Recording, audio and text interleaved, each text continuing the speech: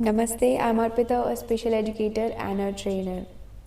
तो जैसे कि मैंने अभी 1-2 दिन पहले एक वीडियो में आपको मेंशन किया कि हम स्कूल में कैसे एडमिशन लेने जाएंगे अपने बच्चे का, क्या क्या चीज़ें हमें चाहिएंगी। तो उसमें मैंने ज़िक्र किया था DQ का। तो DQ क्या होता है, उसमें क्या होता है, कैसे वो हमारे लिए इम्पॉर्टेंट है, पेरेंट्स को क्या क्या चीज़ें ध्यान रखनी है और उससे हमें क्या फ़ायदा होगा। तो ये सब चीज़ें मैं आपको आज इस वीडियो में बताने वाली हूँ। इसके अलावा और कुछ भी नहीं, सिर्फ DQ को आज हम डिस्कस करेंगे। DQ क्या होता है? DQ होता है हमारा डेवलपमेंटल क्वेश्चन। अब डेवलपमेंट क्वेश्चन जो होता है हमारा, इसको हम कैलकुलेट कैसे करेंगे? सबसे पहली चीज़ तो कैलकुलेट करने के लिए हमारे पास होनी चाहिए हमारी मेंटल एज, जिसको हम डेवलपमेंटल एज भी बोल सकते हैं। उसको हमें डिवाइड करना है।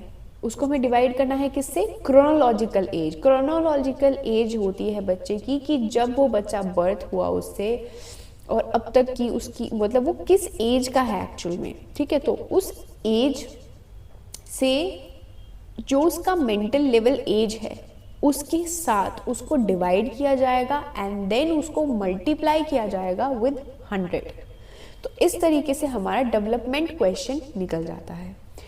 अब इस जो मेंटल एज है हमारी वो कैसे आएगी, मतलब कि जो हमारी डेवलपमेंटल एज हमें इसमें चाहिए वो कहाँ से आएगी?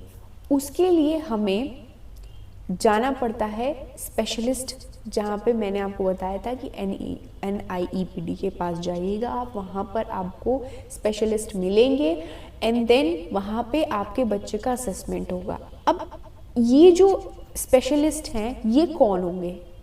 ये हमारे जैसे कि चाइल्ड डेवलपमेंट के लिए जो स्पेशलिस्ट होते हैं वो, एंड हमारे पेडिस्ट्रियन जो भी हमारी डाइट या जो भी ये चीज़ें होती हैं वो सब चीज़ें स्पेशलिस्ट, उनके स्पेशलिस्ट होंगे। प्लस हमारे ऑक्यूपेशनल थेरेपिस्ट भी होंगे, हमारे ABA थेरेपिस्ट भी हो सकते, मतलब बहुत सारे वहाँ पे आपको इस तरीके के स्पेशलिस्ट आपको वहाँ पे मिलेंगे।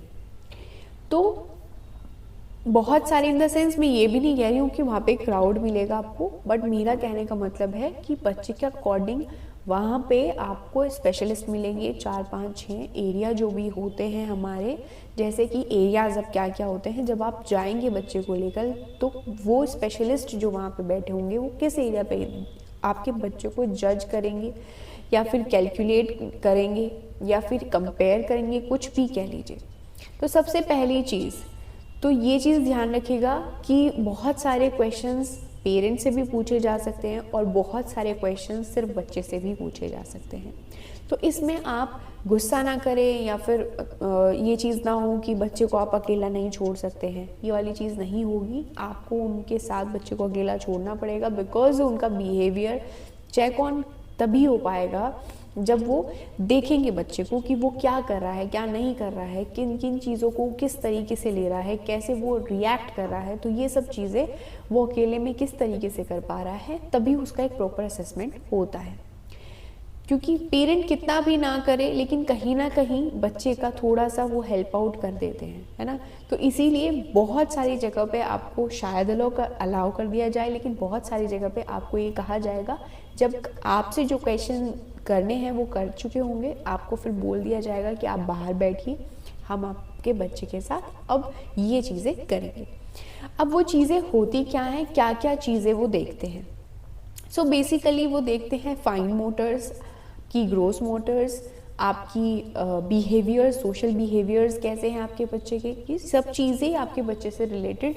उसकी लैंग्वेज देखी जाएगी कि कितना की और देखा जाएगा कि एडेप्टेशन कितनी है, अगर किसी से मिल रहा है तो किस तरीके से रिएक्ट कर रहा है। सो इस तरीके की एरियाज़ को देखा जाएगा। देन उनको एक तरीके से एक रेंज में 100 आउट ऑफ करके कुछ इस तरीके से रखा जाएगा।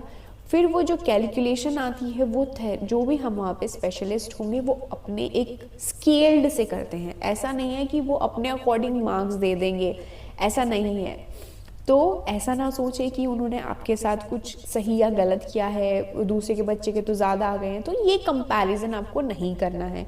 ऐसा हो सकता है कि किसी फील्ड में, किसी एरिया में आपके बच्चे के मार्क्स ज़्यादा हों, वो उसने अच्छा स्कोर किया हो, किसी एरिया में शायद किसी और के बच्चे ने अच्छा किया हो, तो ये कंपैरिजन ना करें। वैसे तो पेरेंट्स को भी मेनली यही बोला जाता है, स्पेशलिस्ट तो नहीं ही करते हैं, लेकिन पेरेंट्स को भी ये सलाह दी जाती है कि आपको ये DQ किसी के साथ शेयर नहीं करना है, बिकॉज फिर आपके मन में भी एक नेगेटिविटी आ जाती है और दूसरे के मन में भी नेगेटिविटी आ सकती है कि इनका बच्चा तो इतना अच्छा कर रहा है, या फिर मेरा बच्चा इतना अच्छा क्यों नहीं कर रहा है। तो इन चीज़ों को थोड़ा इग्नोर करने के लिए और भी बहुत सारी चीज़ें हैं, तो इस तरीके से ये चीज़ें कॉन्फिडेंशियल रखी जाती हैं। अब बात करते हैं कि किस तरीके से ये एक तरीके से जजमेंट होगी, या कहें कि किस तरीके से स्कोरिंग होगी, स्केल्ड क्या है। तो मैं आपको बताती हूँ। जैसे सपोज कीजिए, मैं अपना ही एग्जांपल लेके आपको बताती हूँ। मैं जब आई वॉज इन 8th और 9th आई गेस, तो मैंने कुकिंग स्टार्ट किया था। तो my father used to told me कि ऐसे ना जो रोटियां हैं उनको पतली बनाओ, ठीक है। तो स्टार्टिंग में क्या होता है कि नहीं बनती है।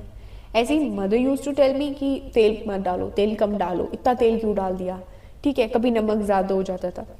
देन मैंने अपनी जो फ्रेंड सर्कल थी उसमें देखा कि जब उन्होंने खाना बनाया तो उनके साथ भी सेम चीज़ें हुई।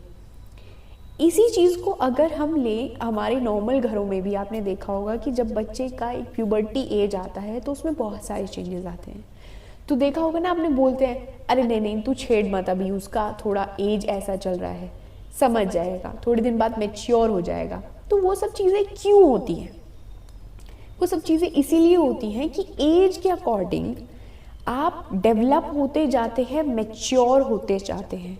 बट अब वहीं पे हमारे बच्चे, या फिर मतलब हम कुछ भी ले लें कि एक लेवल होता है, एक रेंज होती है हमारी, जिसमें कि हमारा जो डेवलपमेंट क्वेश्चन होता है वो वेरी करता है। जैसे सपोज कीजिए कि मैं आपको कहूँ कि अगर आपके बच्चे का जो डेवलपमेंटल एज है, मतलब जो रेंज है वो 120 या 130 है कहीं, तो वो बहुत हाई हो जाता है, वो सुपीरियर लेवल पे आता है। देन उसके बाद हम नीचे जाते हैं तो वो कहीं हमारा स्कोर आ जाएगा 119 ऐसा कुछ आ जाएगा। फिर उसके बाद और नीचे जाएंगे तो हम 90, 109 समथिंग। तो इस तरीके से रेंजेस हैं हमारी, ठीक है, ये स्केल्ड हैं। तो मैंने जैसे आपको बोला ना कि मतलब जैसे हाई के 120, 130 के अराउंड आता है। सो ऐसे ही अगर आपके बच्चे का 79 बिलो या 69 बिलो आ रहा है, ठीक है, तो ये हो जाती है लो, ठीक है। ये जो रेंज होती है ये लो हो जाती है हमारी डेवलपमेंट क्वेश्चन के अकॉर्डेंस में, जिसमें हमें बच्चे की चीज़ों में कहीं कहीं अलग चीज़ें दिखाई देंगी जो एक न्यूरोटिपिकल बच्चे में नहीं होंगी। तो इस तरीके से चीज़ें फाइंड आउट की जाती हैं। अब ये क्यों कराया जा रहा है? जिससे कि स्कूल को बच्चे का लेवल पता चले, पेरेंट्स को उसका लेवल पता चले, उसके एरियाज़ का पता चले कि वो किस एरिया में कितना कर पा रहा है, क्या उस किस एरिया में हमें ज़्यादा काम करना है। जैसे कि हमारे सब्जेक्ट्स होते हैं, हमने ग्रेजुएशन किया, हमने मास्टर्स किया, हम कुछ भी कर रहे हैं तो हमारे सब्जेक्ट्स होते हैं, 6-7 सब्जेक्ट होते हैं। हाँ, मतलब आगे पीछे हो सकते हैं कितने भी हो, ठीक है, बट मैं एक आपको बता रही हूँ कि जैसे सपोज कीजिए 6-7 सब्जेक्ट आपके हैं, तो किसी 6 में से आपको 3 ऐसे लगेंगे कि आप बहुत अच्छे हो, है ना, और किसी 3 में लगेगा कि यार मतलब इतने अच्छे नहीं हैं, ठीक है, बट एवरेज है। लेकिन उनमें से ही कोई एक आधा सब्जेक्ट ऐसा होगा जिसमें आप बहुत वीक होंगे। तो हमें क्या करना है, अब जिसमें हम अच्छे हैं वो तो हम कर ही रहे हैं, जिसमें हम एवरेज है वो हमें ध्यान रखना है, उस पर हम धीरे धीरे काम करते रहेंगे। लेकिन जो सब्जेक्ट हमारा कमज़ोर है, जिस सब्जेक्ट में हमें मेहनत करनी है, वो हमें पता चल जाएगा इससे। फिर हम बच्चे के साथ उसी पे काम करना स्टार्ट कर देंगे तो ऑटोमेटिकली इम्प्रूवमेंट होगा। तो यही चीज़ हमें इसमें करके फ़ायदा मिलता है, और यही स्कूल इसलिए मांगता है कि आपके बच्चे का एक लेवल उनको पता चल जाए कि इस फील्ड में हमें काम करना है। तो आज के लिए इतना ही। आई होप ये आपके लिए बहुत बहुत बहुत बेनिफिशियल रहे ये video. Thank you so much. नमस्ते।